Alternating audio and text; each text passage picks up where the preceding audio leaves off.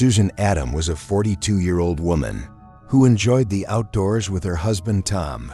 Though Susan was not as experienced an outdoors person as her husband, she was excited about a camping trip to a wilderness area near Battle Lake at the Idaho-Montana border. Susan and Tom spent months researching and planning the trip and hired a tour company to help them explore. The Selway Bitterroot Wilderness is one of the largest designated wildlife areas in the United States and covered in dense coniferous forest and rugged peaks. On Saturday, September 22, 1990, the couple arrived in Idaho Falls and met with their touring team, led by Art Griffin, the owner of the touring company, and embarked on a 7-hour horseback ride to the Battle Lake area near the Bitterroot Divide.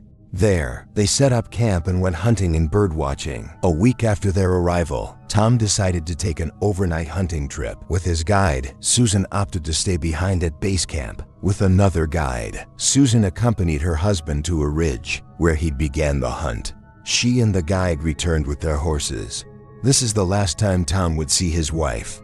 The following day, September 30th, Susan reportedly spoke to the chef at base camp and told him she was going for a walk to birdwatch. Hours later, Tom returned to base camp from his hunting trip. He became worried his evening approached, and Susan hadn't returned. Tom later stated that he followed her footprints from the base camp down a dusty trail and towards the meadow. Suddenly, the footprints ended, with no indication of where Susan could have gone. In a statement to the police, he wrote, quote, "I followed the footprints to a place about 20 yards from the meadow where the tracks stopped. The tour guides and Tom searched for Susan all night and the next morning, and they sent a guide to town to alert the authorities."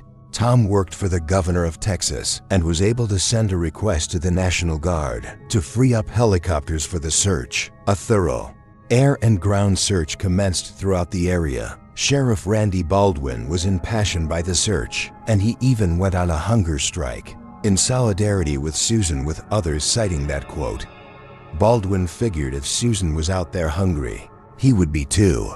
By Tuesday, snow and cold had grimly halted the search. Chances of Susan's survival had diminished to nearly zero, and the search was shut down for the winter. In July of 1991, the search began again, this time using dogs and trackers to try and locate Susan's remains. The search was intensive as searchers walked to arm's length of each other, scanning every meter of the surrounding acres of wilderness for evidence or remains. Some possible tracks were found, indicating a person had suffered an injury, but no other evidence was recovered. Sheriff Baldwin said, quote, "I believe that Susan Adams' remains are still in that area, but feel that any future organized search would not be effective in locating her remains.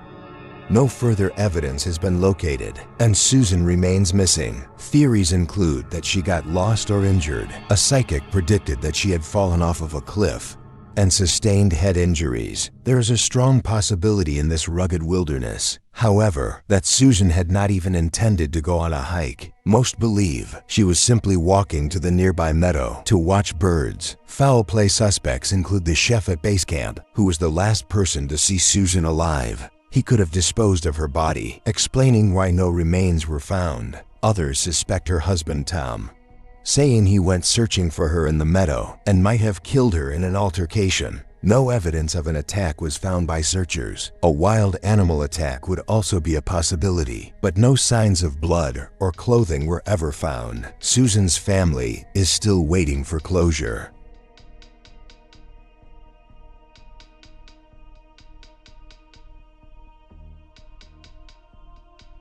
On August 6, 2014, Arvin Nelson, an experienced hiker, set off on a solo hike through the Ventana Wilderness area along California's coast near Big Sur State Park.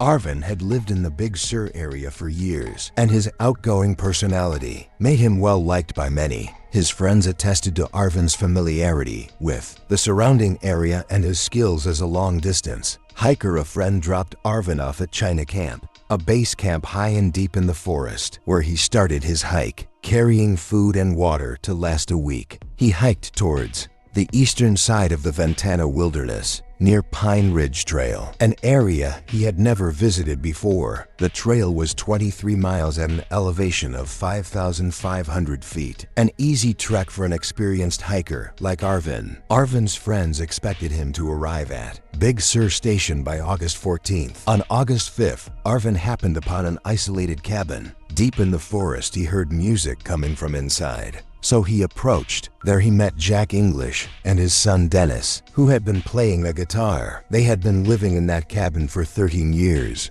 Reportedly, they spent 2 days together, playing music and taking nearby hikes. On August 8th, the father and son were picked up by a helicopter, and Arvin saw them off. Arvin told Dennis, the son, that he planned on staying another day before hiking the 11 miles to Sky's Hot Springs on Sunday, August 10th. This was the last time Arvin was ever seen. Sky's is a popular camp and a 10-mile hike from Big Sur Station, where Arvin had planned to end his trek. The trail is considered strenuous and takes about 6 hours of hiking. The trail goes up and down in elevation considerably, and to arrive at the camp, one must cross the Big Sur River several times. On top of this, it was a particularly hot and dry day, and the trail has been described as having little shade. When Arvin does not arrive at Big Sur Station, is planned on August 14th. His friends and family notify authorities, and search and rescue operations began where he was last seen. With the cooperation of the California Highway Patrol, the National Guard, and the Coast Guard, the search is formed by 1 airplane, 3 helicopters, and more than 30 ground searchers per day, scouring the region. Arvin had plenty of gear and food with him, so authorities continued the search for 8 days because his chances of survival were higher. At the very least, they expected to find some of his belongings as clues to where he had gone. To this day, not a single sign of Arvin has ever been found. The search was shut down, and friends of Arvin gathered to limit and memorialize him. One friend said, quote, "He's the most open, friendly, and enthusiastic person in Big Sur, truly." According to Arvin's friends, there are many rough, backcountry people operating in the Ventana wilderness, and it's possible he could have stumbled upon illegal cannabis growers or survivalists and was killed in an altercation. Another theory is that his disappearance could have been racially motivated, as Arvin was African American. Others theorize that something might have happened at Jack English's cabin. Some say the cabin could have been targeted by thieves, as Jack English had been making violin bows worth more than $2,000 each. Others have considered suicide, but friends refute this, saying Arvin had no depression or suicidal tendencies and was positive and an outgoing person. No one will ever know how Arvin Nelson disappeared in the Ventana wilderness without a single trace, but family and friends hold out hope that one day the mystery will be solved.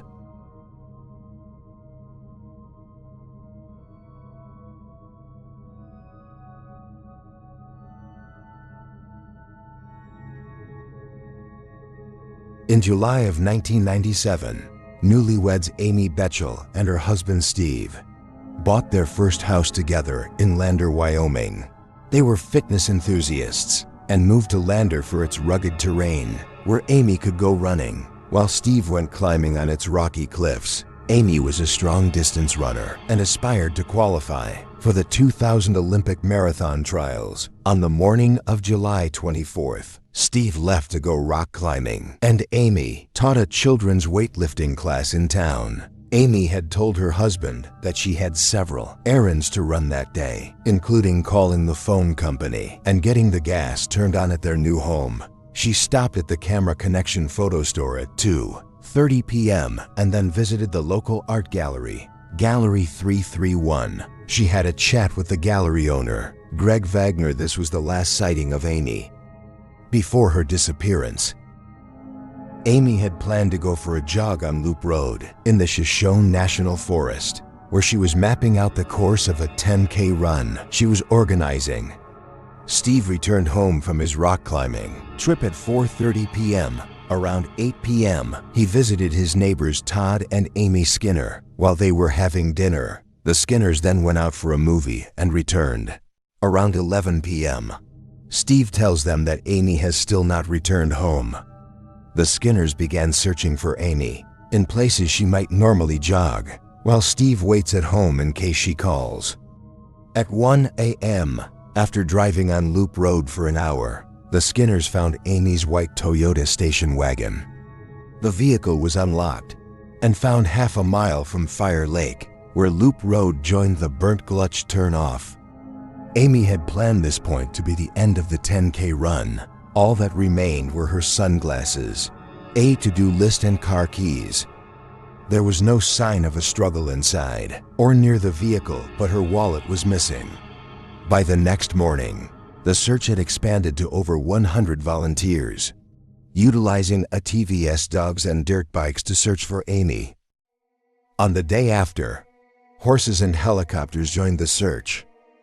The search area was expanded to a 30-mile radius, but they found no trace of her.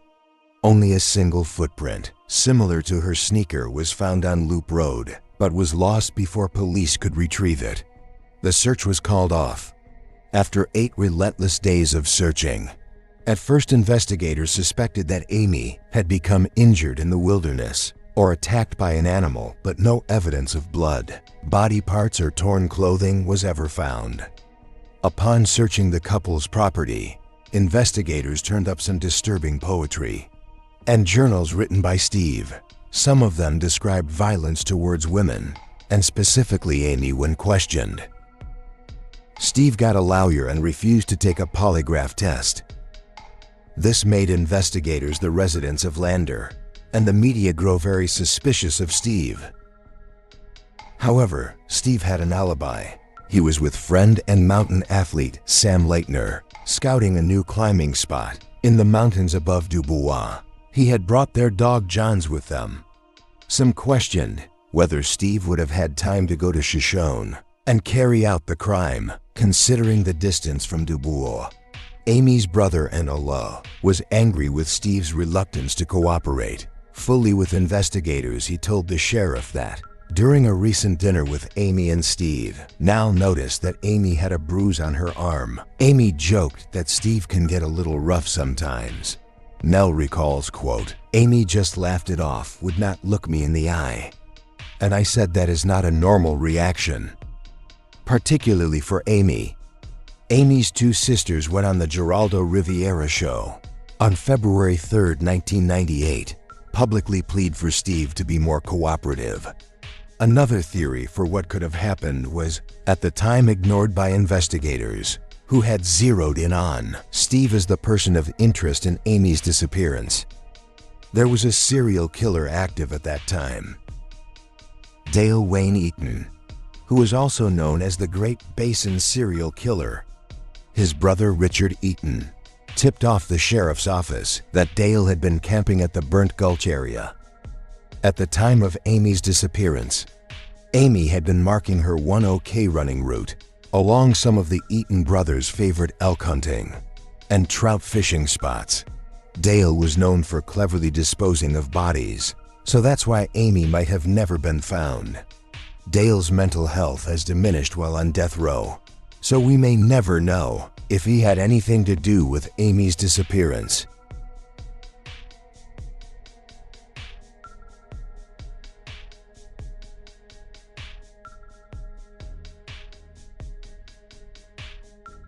Thelma Pauline Melton and her husband Bob spent their golden years living in an Airstream trailer. They would spend several months in the Airstream trailer before returning to their Jacksonville home every winter in 1981.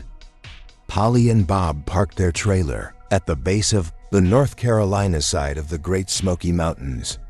There they rented a private campsite with about 10 other couples. The others on the site were close-knit, and no newcomers could join the campsite without unanimous approval from the rest of the group. Bob was Polly's 3rd husband, and they had married 6 years prior in 1975.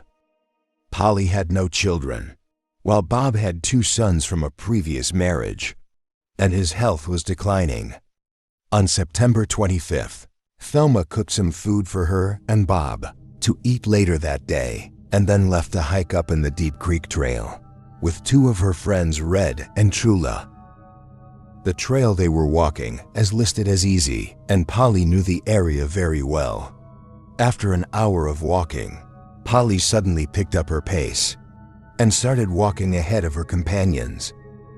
They saw her walk over a small hill on the trail and go out of sight. Her friends thought that they would see her back at the trailer. However, when they arrived back at the trailer, Polly was nowhere to be found. Bob had been in the trailer when they went for the hike and hadn't seen her since she left. Polly's friends went back to the area they last saw her and began searching for her, but they could find no trace of her. She was reported missing 2 hours later. To the park rangers, Polly was terrified of snakes, and her friends say that she would not go off trail, as the vegetation on both sides was very thick. Anyone going off the trail would have had some disturbance, but they couldn't find any disturbance anywhere along the trail. It is believed that Polly wouldn't have been able to go far in the short time, as she suffered from high blood pressure and nausea. Over the course of that week, over 150 people and 9 search dogs searched for Polly. One of the dogs did find a trail on a downed tree near the creek, and searchers believe that Polly may have stopped to rest there for a moment. However, the dogs did not pick up any other scent at any other location. Rangers posted pictures and spoke with many campers, hikers, and fishermen, but no signs of Polly were ever found. At the time of her disappearance, Polly was not thought to be suicidal. She had suffered through depression when her mother died in 1978 and had used Valium, a benzodiazepam, frequently in 1979, but had stopped taking them before 1981. However, her husband's bottle of Valium was found to be missing on the day she disappeared. It is unknown if she took the pills with her. The only thing out of the ordinary cited by her friends before her disappearance was that she decided against volunteering at the Presbyterian Nutritional Center. She had served meals to senior citizens every day for the past 4 years, whenever she lived in North Carolina. At the end of a shift, the volunteers at the center would write down the next day that they would be in. On the day before, Polly, for some reason, did not write down that she'd be back the next day. Moreover, on the day before her disappearance, it was reported that she'd made several phone calls using the facility's phone. She had never used that phone in the 4 years that she'd been volunteering there. Police were unable to trace the phone calls, and it is unknown if it's related to her disappearance. Her pastor mentioned that Polly might have been having an affair. However, there's no evidence to support this. Months after Polly disappeared in April of 1982, a check made payable to Polly Melton was cashed in Birmingham, Alabama. The police followed the lead, but nothing came of it. Polly remains missing to this day.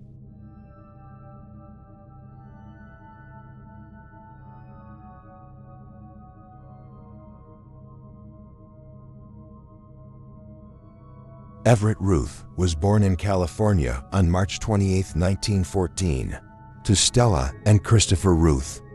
Everett grew up to become an artist and a free spirit. He began writing, sketching, and clay modeling at a very young age. Everett was enamored by nature, and starting in 1931, at the young age of 16, he set on solo hiking trips by horse and burro through Arizona, New Mexico, Utah, and Colorado. He wrote about his experiences, views, and people he met along the way. In 1934, he worked with University of California archaeologists near Canta and took part in a Hopi religious ceremony, as well as learned to speak Navajo. He sold a few prints and watercolors to pay for his travels, but he depended mostly on his parents for support. On November 20, 1934, Everett traveled alone into the Utah desert, out of Escalante, taking 2 burros as pack animals. Before leaving, he told his parents that he would be unreachable. For 2 to 3 months, he never returned. After 3 months of not hearing anything from him, his parents began to get worried. They sent a letter to the post office of Escalante, Utah on February 7, 1935. The commissioner of Garfield County saw the letter and decided to organize a search party. Everett's burros were found near the north side of Davis Gulch, a canyon of the Escalante River. There was evidence of a campsite, as he had made a corral for his burros. An inscription was found nearby with the words N.E. Mvo November 1934. However, no sign of Everett was ever found. In 1957, some camping equipment was found, stashed in a cave nearby, but Everett's parents were not sure if it belonged to Everett. In 2009, University of Colorado researchers found some human bones 60 miles from where his burros were found. Bones and teeth found allegedly matched Everett's race, age, size, and facial features. A few months later, the DNA in the bones appeared to match Everett's. Moreover, an elderly Navajo claimed that Everett was murdered by 2 Ute Native Americans who wanted his burros. But after further DNA analysis, it was confirmed that the remains did not belong to Everett. He remains missing to this day.